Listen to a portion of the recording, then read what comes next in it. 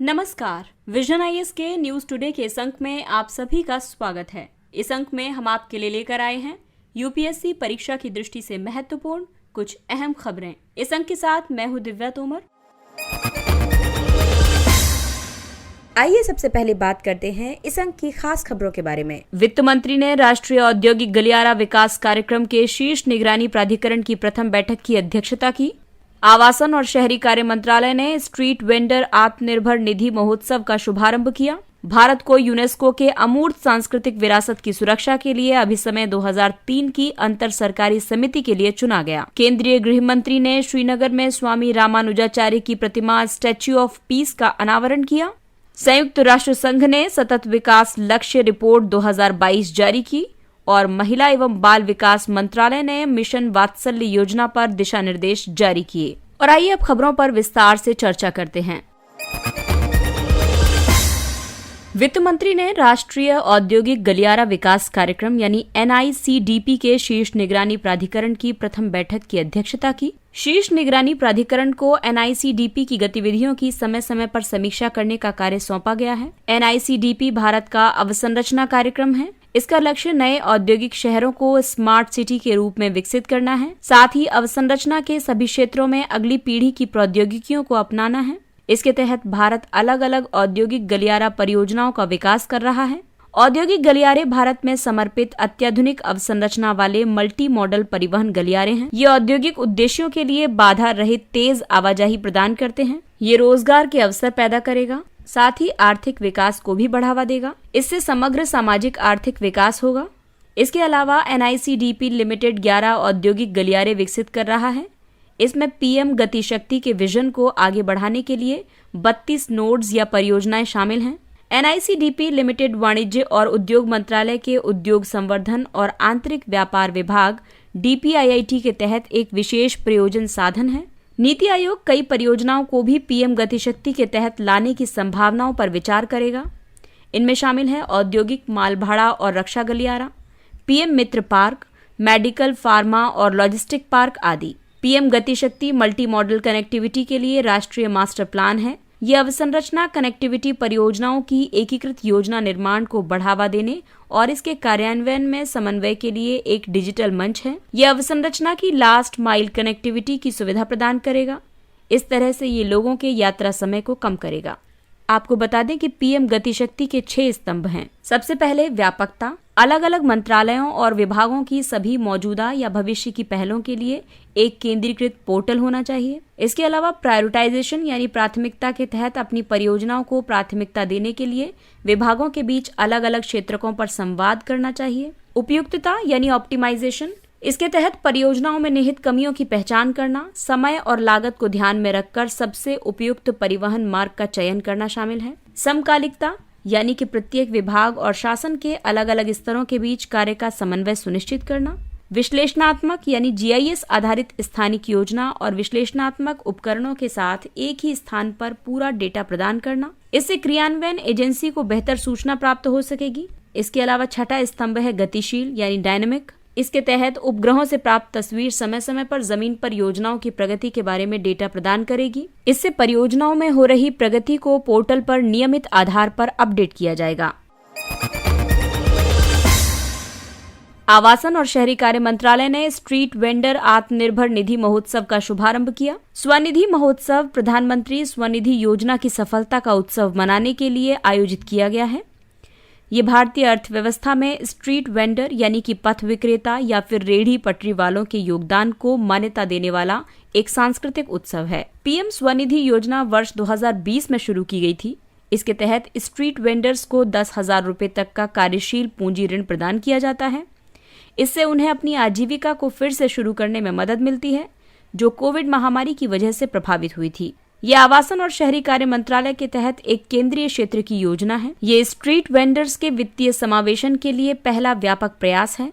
भारतीय लघु उद्योग विकास बैंक इस योजना की कार्यान्वयन एजेंसी है। प्रधानमंत्री स्वनिधि की कई उपलब्धियां भी हैं। ये सबसे तेज गति से बढ़ने वाली सूक्ष्म ऋण योजना है। इसके तहत अब तक 36.6 लाख से ज्यादा ऋण स्वीकृत किए जा चुके हैं। इसके अलावा अनुशंसा पत्र के माध्यम से 30 लाख से ज्यादा नए वेंडर्स को मान्यता दी गई है। और अब आपको बताते हैं प्रधानमंत्री स्वनिधि से जुड़ी चिंताओं के बारे में।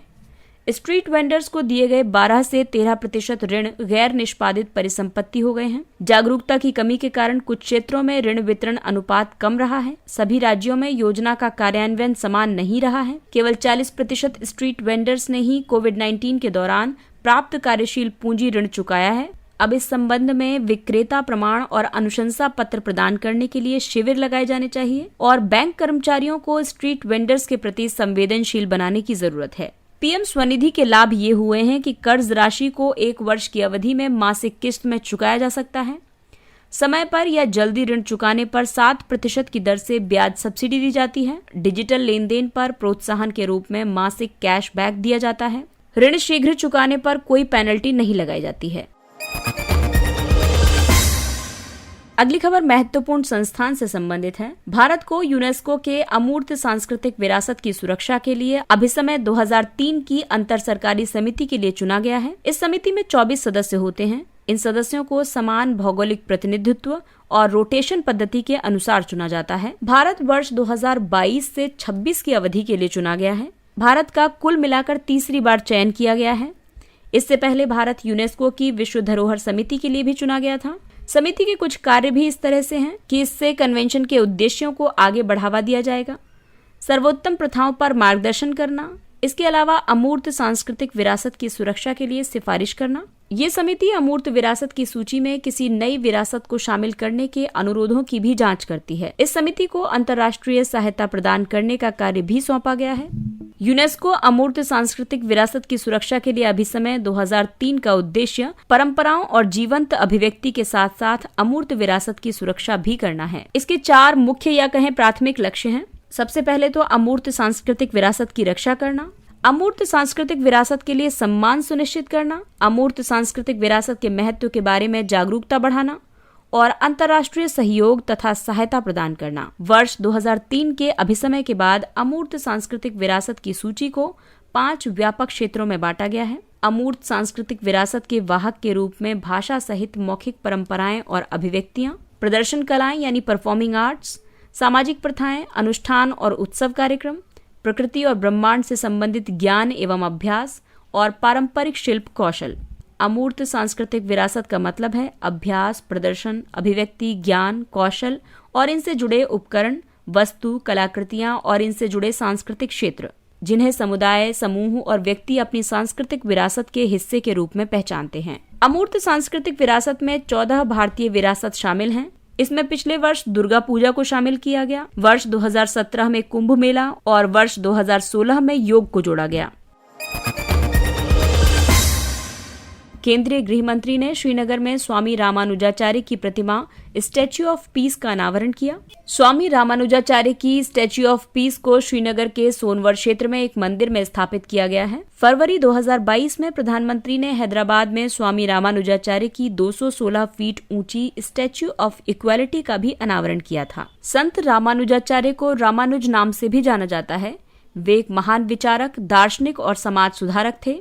उन्हें श्री वैष्णव परंपरा के सबसे महत्वपूर्ण प्रतिपादकों में से एक माना जाता है। उनका जन्म 11वीं शताब्दी में तमिलनाडु में हुआ था। रामानुजाचार्य ने विशिष्टाद्वैत यानी विशिष्ट और अद्वैत इस सिद्धांत को प्रतिपादित किया था। उन्होंने भक्ति आंदोलन को पुनर्जीवित किया। वे अन्नामचार्य, भक्त रामदास, त्यागराज, कबीर, मीराबाई आदि कवियों या रचनाकारों के लिए प्रेरणा स्रोत थे। उन्होंने श्री भाष्य, गीता भाष्य और वेदांत संग्रह सहित नवरत्नों के नाम से विख्यात 9 शास्त्रों की रचना की थी। उन्होंने वैदिक शास्त्रों पर भाष्यों की भी रचना की थी। उन्हें संपूर्ण भारत में मंदिरों में किए जाने वाले अनुष्ठानों के लिए सही प्रक्रियाओं को स्थापित करने का श्रेय दिया जाता है। इनमें सबसे प्रसिद्ध तिरुमाला और श्रीरंगम है। वे समतावादी समाज के समर्थक थे। इस संबंध में उन्होंने अस्पृश्यता के खिलाफ आवाज उठाई, मंदिर में सभी के प्रवेश को प्रोत्साहित किया, वसुधैव कुटुम्बकम की अवधारणा का समर्थन किया। ये अवधारणा मूल रूप से महाउपनिषद में वर्णित है। ऐसा माना जाता है कि महिलाओं को संन्यास धारण करने की अनुमति देने वाले पहले हिंदू आचार्य रामानुजाचार्य ही थे। आपको बता दें कि श्रीनगर की स्टैच्यू ऑफ पीस प्रधानमंत्री द्वारा 2020 में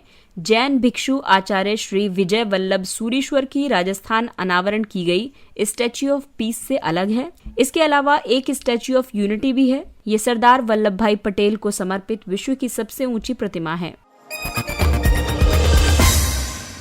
संयुक्त राष्ट्र संघ ने सतत विकास लक्ष्य रिपोर्ट 2022 जारी की। सतत विकास लक्ष्य रिपोर्ट 2022 संयुक्त राष्ट्र की एकमात्र आधिकारिक रिपोर्ट है जो सतत विकास एजेंडा 2030 पर वैश्विक प्रगति की निगरानी करती है। इस कार्य के लिए ये रिपोर्ट नवीनतम उपलब्ध आंकड़ों और अनुमानों का उपयोग करती है। रिपोर्ट के मुताबिक कोविड-19, जलवायु परिवर्तन और विश्व के कई हिस्सों में जारी संघर्षों जैसे कि बड़े एवं परस्पर जुड़े संकटों ने 2030 सतत विकास एजेंडा के साथ साथ मानवता के अस्तित्व को भी गंभीर खतरे में डाल दिया है। इस रिपोर्ट में जो निष्कर्ष दिए गए हैं उनके मुताबिक कोविड-19 जनित आर्थिक संकट ने वर्ष 2020 में 9.3 करोड़ लोगों को गरीबी में धकेल दिया था। इस तरह इसने गरीबी कम करने के 4 वर्ष से अधिक के प्रयासों को उलट दिया है। इसके अलावा इसने वैश्विक स्वास्थ्य सेवाओं और शिक्षा को भी प्रभावित किया है। उदाहरण के लिए वर्ष 2020 में 2.27 करोड़ बच्चों को अनिवार्य टीका नहीं लगाया जा सका था। इसके अलावा रिपोर्ट में यह भी मेंशन किया गया है कि संघर्ष, कोविड-19, जलवायु परिवर्तन और बढ़ती असमानताएं समन्वित रूप से वैश्विक खाद्य सुरक्षा को कमजोर कर रही हैं। फिलहाल दुनिया भर में 10 में से 1 व्यक्ति भूखमरी से पीड़ित है। वैश्विक ग्रीन हाउस गैस उत्सर्जन को बढ़ने से रिकॉर्ड तापमान दर्ज किए गए और चरम मौसम की अधिक घटनाएं देखी गईं। विश्व का वन क्षेत्र लगातार सिकुड़ रहा है। इसकी मुख्य वजह कृषि विस्तार है। यूक्रेन में युद्ध की वजह से आधुनिक काल का सबसे बड़ा शरणार्थी संकट उत्पन्न हुआ है। मई 2022 तक 60 लाख से अधिक लोग शरणार्थी हो गए हैं। और आइए अब आपको बताते हैं सतत विकास लक्ष्य प्राप्त करने के उपायों के बारे में। इसके लिए रिपोर्ट में कहा गया कि सशस्त्र संघर्ष का मार्ग त्याग करके कूटनीति और शांति का मार्ग अपनाया जाना चाहिए। इसके अलावा निम्न कार्बन, रेजिलिएंट और समावेशी विकास का मार्ग अपनाना चाहिए। सतत विकास एजेंडा 2030 वर्ष 2015 में संयुक्त राष्ट्र के सभी सदस्य देशों ने अपनाया था। ये सतत विकास के लिए 17 लक्ष्यों को निर्धारित करता है। इन लक्ष्यों के उद्देश्य हैं गरीबी को समाप्त करना, शांति को बढ़ावा देना, सभी लोगों के अधिकारों और सम्मान की रक्षा करना तथा पृथ्वी ग्रह की रक्षा करने के लिए वैश्विक प्रयासों को संगठित करना। महिला एवं बाल विकास मंत्रालय ने मिशन वात्सल्य योजना पर दिशा निर्देश जारी किए। मिशन वात्सल्य देश में बाल संरक्षण सेवाओं के लिए एक केंद्र प्रायोजित अम्ब्रेला योजना है। इसके उद्देश्य है भारत में प्रत्येक बच्चे के लिए एक स्वस्थ और खुशहाल बचपन सुरक्षित करना, बच्चों को उनकी पूरी क्षमता का आकलन करने में सक्षम बनाने के लिए अवसर सुनिश्चित करना, उनकी प्रत्येक क्षेत्र में विकास के लिए सहायता प्रदान करना। मिशन वात्सल्य योजना के प्रमुख दिशा निर्देशों की बात करें तो इसमें मिशन वात्सल्य योजना के तहत केंद्रीय निधियों और लाभों तक पहुंचने के लिए राज्यों को केंद्र सरकार द्वारा योजना को दिए गए आधिकारिक नाम को ही बनाए रखना होगा। केवल स्थानीय भाषा में ही सही अनुवाद की अनुमति है। इसके अलावा मिशन वात्सल्य परियोजना अनुमोदन बोर्ड के माध्यम से ही राज्यों को निधि स्वीकृत की जाएगी। राज्य स्तर पर मुख्य सचिव योजना के कार्यान्वयन की निगरानी, समीक्षा और समन्वय को बढ़ावा देने के लिए एक समिति की अध्यक्षता करेंगे। इसके अलावा एक जिला स्तरीय समिति भी होगी। मिशन वात्सल्य योजना राज्य दत्तक ग्रहण संसाधन एजेंसियों का समर्थन करेगी। इससे देश में दत्तक ग्रहण को बढ़ावा देने और अंतर्देशीय दत्तक ग्रहण को विनियमित करने में केंद्रीय दत्तक ग्रहण संसाधन प्राधिकरण को मदद मिलेगी। मिशन वात्सल्य के तहत राज्य सरकारों को प्रत्येक बाल देखभाल संस्थान को निश्चित समय पर ग्रेड देना आवश्यक है। इसके अलावा मिशन वात्सल्य योजना राज्यों और जिलों के साथ साझेदारी में बच्चों के लिए 24x7 हेल्पलाइन सेवा का संचालन करेगी। इस कदम को किशोर न्याय अधिनियम 2015 के तहत परिभाषित किया गया है। मिशन वात्सल्य योजना के विकास क्रम की बात करें तो वर्ष 2009-10 से पहले महिला और बाल विकास मंत्रालय के तहत 3 योजनाएं चलाई गई थीं। देखभाल और संरक्षण की आवश्यकता वाले बच्चों और कानून का उल्लंघन करने वाले बच्चों के लिए किशोर न्याय कार्यक्रम, सड़क पर रहने वाले बच्चों के लिए एकीकृत कार्यक्रम और बच्चों के लिए आश्रय सहायता योजना शिशु गृह। वर्ष 2009-10 से तीनों योजनाओं का एकीकृत बाल संरक्षण योजना नामक एक ही योजना में विलय किया गया था। वर्ष 2017 में एकीकृत बाल संरक्षण योजना का नाम बदलकर बाल संरक्षण सेवाएं योजना कर दिया गया था। बाल संरक्षण सेवाएं योजना का वर्ष 2021-22 से मिशन वात्सल्य में विलय कर दिया गया है। और आइए बात करते हैं कुछ अन्य महत्वपूर्ण सुर्खियों की। राज्यसभा में मनोनीत सदस्य। सरकार ने तमिलनाडु, केरल, आंध्र प्रदेश और कर्नाटक से राज्यसभा के लिए 4 नए सदस्यों को मनोनीत किया है। राज्यसभा की संरचना का वर्णन संविधान के अनुच्छेद 80 में किया गया है। राज्यसभा के 245 सदस्यों में से 12 राष्ट्रपति द्वारा मनोनीत होते हैं। इसके अलावा शेष 233 सदस्य राज्यों तथा दिल्ली और पुडुचेरी केंद्र शासित प्रदेशों के प्रतिनिधि होते हैं। अनुच्छेद 80 के उपबंध 3 के तहत 12 मनोनीत सदस्यों को साहित्य, विज्ञान, कला आदि मामलों में विशेष ज्ञान या व्यवहारिक अनुभव होना चाहिए। एक मनोनीत सदस्य राज्यसभा का सदस्य होने के 6 महीने के भीतर किसी भी दल में शामिल हो सकता है। राज्यसभा के सदस्य को राज्य विधानसभा के सदस्यों द्वारा अप्रत्यक्ष चुनाव पद्धति के माध्यम से चुना जाता है।